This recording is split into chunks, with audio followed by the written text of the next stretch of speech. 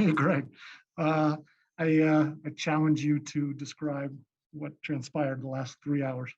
Oh my goodness. It's hard, Stephen. It really is. Think about a final, giving up a goal in the first minute of the game, second minute of the game. And then, the way we came back, got level at halftime, then go down again, then come back again late in the game. And then, overtime was just, a complete mess, to be honest.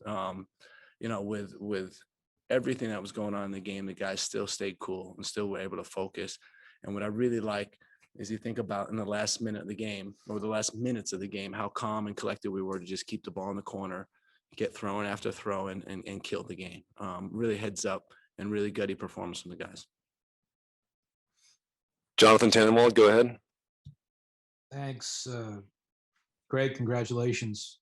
You've Thank been you. involved in I don't even know how many U.S.-Mexico games over the years, including one where I think you were involved once in throwing a 3-5-2 at them out of nowhere to try to surprise them. Yeah.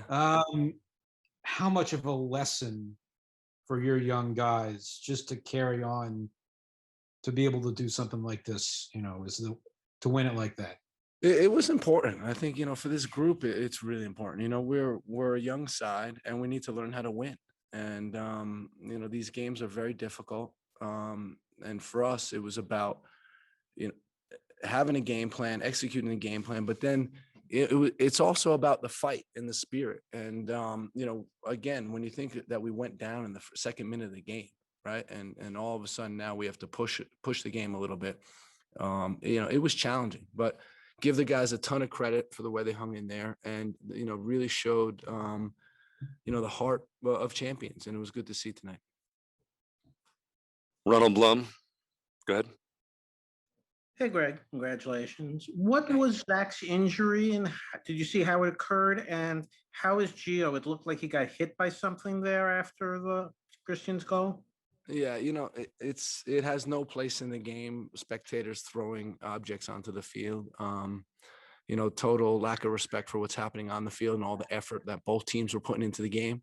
So really disappointing to see. I think he's going to be okay, but he did take something to the head, and it could have been a lot worse. So in terms of Zach, I still don't have a clear diagnosis. It's knee related, but we don't know exactly what it is. We're waiting to hear. Jeff Carlisle, go ahead. Thank you. Hi, Greg. I was wondering if you could take me through the tactical progression as you kind of, made your way through the game. Obviously, you started out 3 in the back. How did you think that worked? And then the thought process to going back to a 4-back and just some of the substitutions you made as well. Yeah, it was complicated. We started with a 5 in the back, but if you think about this shape, it was an adaptive shape. So anytime they went to build with 2, we would move to press with 2. Anytime they built with 3, we would move to press with 3. And then our wing backs fluctuated between, Serginho being a left midfielder and being a left wing back. So it was, and then Gio being a high winger or a right winger or a right midfielder, basically. So I was really happy with how the guys executed that. I think, we caused them a lot of problems. We were compact. I think, maybe dealing with balls behind the back line could have been better, but overall, I think, the shape was pretty good. So then we move on to, the substitutes that we made. And with Timmy, we wanted to get fast players in the field. So we substituted him. That was a like for like. And then as we took, Tyler, as we put Tyler and Jordan on, that was also like for like. But then when we took Tim out, we went to a 4-back system. And, it gave us problems. I always talk about the 4-3-3 towards the end being, not a stable mid-block shape. And, thankfully the midfielders shifted well and, and denied some central passes. Emily Olson.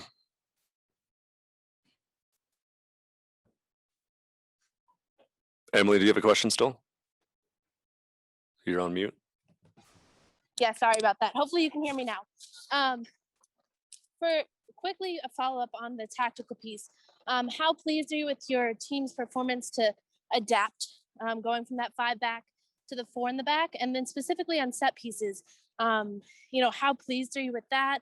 And is that kind of, how you planned it or how it came about in the game? In terms of the tactical flexibility that the guys showed, we were pleased with that. At the end, towards when we got tired legs, the 4-3-3 wasn't an ideal. It wasn't a high pressing 4-3-3, but I think we managed it okay. I liked how the beginning of the game we went from a 3 to a 4-back system, changing based on what they did. I thought that was really good. And then set pieces, give Aaron Hyde a ton of credit for designing the set pieces that we thought could hurt them. And not only that, also helping Ethan, with the direction on the penalty shooter. So set pieces were really good today. And, like most finals, set pieces can make a difference. Paul Tenorio, go ahead. Hi, Greg. What stood out to me in this game, obviously Ethan Horvath coming in off the bench in his hometown to put in the performance he did, the save in the 90th minute, the penalty kick. What did that mean to you, to the team, to see him do that? And then in a big game like this, you want your big players to step up. Weston was fantastic. Christian with the penalty kick. Gio with the goal and an assist. To see those young guys in this moment, I know they're experienced guys, but still to rise to that. Can you speak to just kind of what it means that they're already kind of feeling the moment? No, I mean, that's what you need. You need your big players to step up. But I think, when you look at the back line, or, John Brooks was battling all game also. But regarding Ethan, he was the coach's man of the match. And just thinking about how difficult it is for goalkeepers to come into the game in that stage of the game, and then to make the impact that he made was remarkable. Really proud of Ethan. It's been a tough season for him. And to come have a performance like that in his hometown was, it's stuff that, storybooks write about. So really proud of him. Weston, if it wasn't for Ethan's heroics, Weston would have been the man of the match for us, because he was fantastic. Tremendous work rate, just covering a lot of ground, able to score a couple chances. He was a couple shots from distance. He was, really dynamic, and that's the Weston that, we know we have. And Christian and Gio, same thing. Just for me, the ability for them to make plays and get on the score sheet was really important, helped his team win. Paul Tenorio, I'm sorry, Paul, I've already done you. Let's do Ryan Tolmich. Hey, Greg, obviously that game had a little bit of everything, whatever it was. There were moments in there that I'm sure that when you woke up this morning, you couldn't have predicted. There was absolute craziness, whatever it was, no one saw any of that coming. When you're in that moment, when you're living it, obviously the players have their own perspective. You as a coach, you have your own perspective. What's it like just trying to process everything as it happens and kind of putting it all together when the game's unfolding in the way that tonight did? I mean, you try to be calm. You try to analyze what's happening on the field and make the right decisions. What we did talk about this morning in the team meeting was it's going to be a very difficult game. It's going to be a very unpredictable game, and we have to be ready for every moment. And, it's nice when you say things like that and then it happens and the guys are prepared and the guys are ready for every moment. And, to me, that's what finals are about. It's so much effort to get the trophy. Both teams really are competing at the highest level to get the victory. And tonight was an example of that. Last question, John Sutcliffe.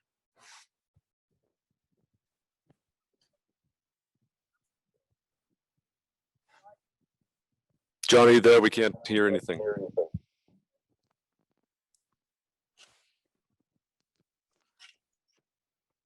Okay, John. John, are you there? Yeah, I'm here.